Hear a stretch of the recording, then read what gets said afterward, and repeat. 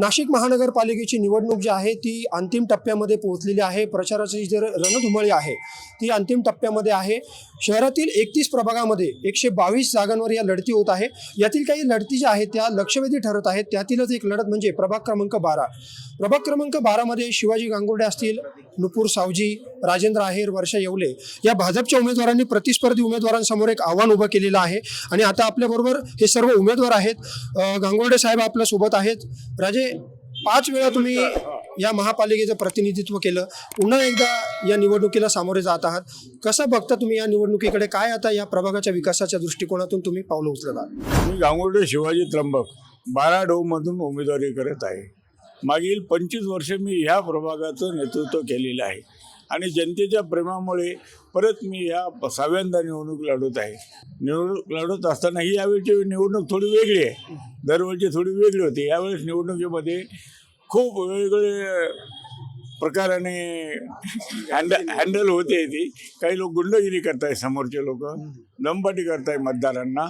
अशा लोकांपासून सावध राहण्यासाठी मी सगळ्यांना आवाहन करतोय की हे गुंडाची टोळे वाढायला नको।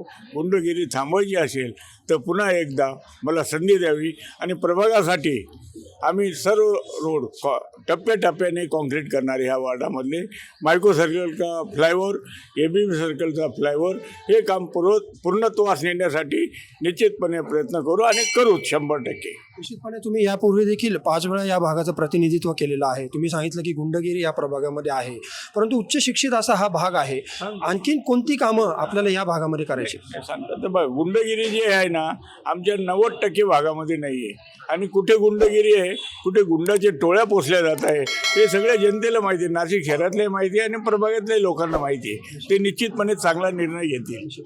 नुपूर सावजी आपल्यासोबत आहेत। नुपूर, खरं म्हणजे कला क्षेत्रामधून तू करिअर केलंस आणि आता राजकीय क्षेत्राकडे वाटचाल करते, कसं बघते या क्षेत्रात? हो, विविध क्षेत्रांमध्ये काम करण्याची संधी मिळाली। कला क्षेत्रामध्ये गेले बरेच वर्ष काम केलेलं आहे। राजकीय क्षेत्रामध्ये आत्ताच येत असले तरी पण राजकीय क्षेत्र नवीन नाही आहे माझ्यासाठी, कारण लहानपणापासून राजकीय वातावरण घरामध्ये आहे। लहानपणापासून माझे वडील लक्ष्मणजी सावजी यांना काम करताना बघितलेलं आहे भारतीय जनता पार्टीतूनच। भारतीय जनता पार्टीची विचारधारा काय आहे, ती कुठल्या पद्धतीने काम करते, या सगळ्या गोष्टी लहानपणापासून बघितलेल्या आहेत। त्यामुळे काम जरी आत्ता करायची सुरुवात असली तरी सुद्धा या सगळ्या वातावरणाची, कामाच्या पद्धतीची माहिती आहे। अच्छा, पण मग या प्रभागामध्ये आपण प्रतिनिधित्व करताना खरं म्हणजे तरुणांचे एक प्रतिनिधी म्हणून तू आता सभागृहात जाऊ इच्छिते, काय कला क्षेत्राच्या दृष्टिकोनातून कामं या भागामध्ये करावीशी वाटतात? कारण या प्रभागामध्ये अनेक दिग्गज जे आहेत, अनेक कलावंत जे आहेत ते या प्रभागातून झाले, तर काय सांगशील? प्रभाग क्रमांक 12 हे नाशिकचं मध्यवर्ती स्थान आहे। त्यामुळे it is the heart of the city. कलाक्षेत्राच्या दृष्टीने बघायचं झालं तर कानेटकर, शिरवाडकर हेही याच प्रभागातले। नाशिक हे मुळातच सांस्कृतिक शहर म्हणून ओळखलं जातं। आज मुंबई पुण्यामध्ये भरपूर नाशिकचे कलावंत बाहेर जाऊन काम करत आहेत। आज कित्येक सिरियल्सचं आणि चित्रपटांचं शूट नाशिकमध्ये होत आहे आणि गेल्या 5 वर्षांमध्ये झपाट्याने ह्या ज्या सगळ्या गोष्टी बदलत आहेत, मुंबईनंतर शूटिंगसाठी जे नाशिकचं नाव घेतलं जातं प्रत्येक वेळी, त्या दृष्टीने काम करण्यासाठी ज्या ज्या गोष्टी कराव्या लागतील आणि सगळ्या कलावंतांचे जे काही प्रॉब्लेम्स आहेत किंवा ज्या काही त्यांच्या मागण्या आहेत त्या पूर्ण करण्यासाठी, म्हणून कलावंतांची प्रतिनिधी म्हणून मी महानगरपालिकेत जाऊ इच्छिते। वर्षा येवले आपल्यासोबत आहेत। गेल्या अनेक दिवसांपासून तुम्ही या प्रभागात प्रचार करत आहात, नागरिकांच्या भेटी घेत आहात, काय अपेक्षा आहे मतदारांच्या? नमस्कार, मी वर्षा विनोद येवले। आम्ही जवळपास 5-6 वर्षापासून प्रभाग 12मध्ये आम्ही काम करत आलेलो आहोत। माझ्यासोबत आपले बाकीचे पण उमेदवार आहेत, आपले गांगुर्डे साहेब पण आहेत, आहेर साहेब पण आहे, नुपूर पण आहे। आमच्या या कामाचा आढावा घेऊनच आम्हाला ही संधी भेटलेली आहे। आणि तरी आमचे चेहरे नवीन असले पण आम्ही प्रभागामध्ये काही कामं केलेले आहेत, आम्हाला त्याचा अनुभव आहे आणि गांगुर्डे साहेबांचा पण अनुभव आहे। त्यांची विचार जुळणी करून आम्ही सगळे चौघं मिळून आम्ही काम करणार आहोत आणि प्रत्येक नागरिकाच्या प्रत्येक दारोदारी आम्ही पोहोचलेलो आहे। लोकांच्या समस्या आम्ही ऐकून घेतो आहे। त्यांच्या समस्या आम्ही त्याच्यातनं काहीतरी सॉल्व्ह करण्याचा प्रयत्न करू आणि चौघं मिळून आम्ही याच्यामध्ये परिपूर्ण आम्ही त्या परीक्षेतनं उतरणार आहोत। राजेंद्र आहेर देखील आपल्यासोबत आहे। 37 वर्ष खरं म्हणजे त्यांना या महानगरपालिकेच्या कामकाजाचा अनुभव राहिलेला आहे। महापालिकेचा एक दीर्घ अनुभव तुमच्यासोबत आहेत आणि आता तुम्ही प्रतिनिधित्व करण्याच्या दृष्टिकोनातून या भागाचं लोकप्रतिनिधित्व करण्यासाठी आपण मैदानात आहात, काय सांगा? नमस्कार, मी राजेंद्र आहेर.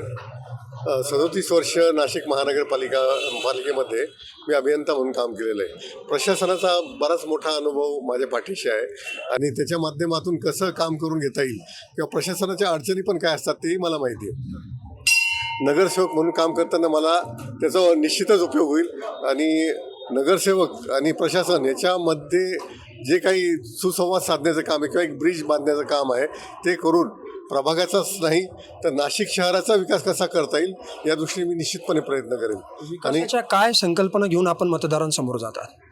आता बघितलं आपण तर नाशिकमध्ये स्वतःचं असं खूप पोटेन्शियल आहे.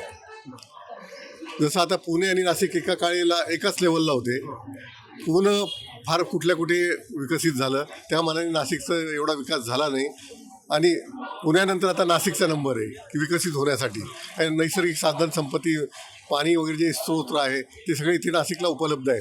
त्या दृष्टीने आपल्याला पुढच्या भविष्याच्या दृष्टीने प्लॅनिंग करून, कारण विकसित तर होणारच आहे, ही नॅचरल स्टेज आहे आता. तर प्रॉपर सस्टेनेबल डेव्हलपमेंट ज्याला आपण म्हणतो की टिकली पाहिजे, शाश्वत विकास झाला पाहिजे, त्या दृष्टीने आपण प्लॅनिंग करू.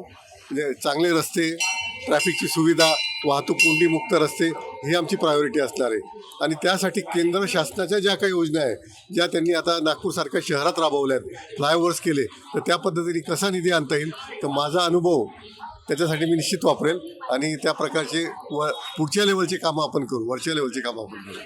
आपण बघितलं की प्रभाग क्रमांक 12चे हे जे भाजपचे उमेदवार आहेत त्यांनी एक विकासाचा अजेंडा जो आहे तो मतदारांसमोर ते मांडत आहेत आणि एक ठोस व्हिजन घेऊन ते मतदारांपर्यंत पोहोचत आहेत. त्यामुळे आता येणाऱ्या निवडणुकीमध्ये इथली जे मतदार आहेत ते कोणाला कौल देतात हे बघणं उत्सुकतेचं ठरणार आहे. कॅमेरामॅन भाऊसाहेब पवारसह मनीष कटारिया, माय महानगर, नाशिक.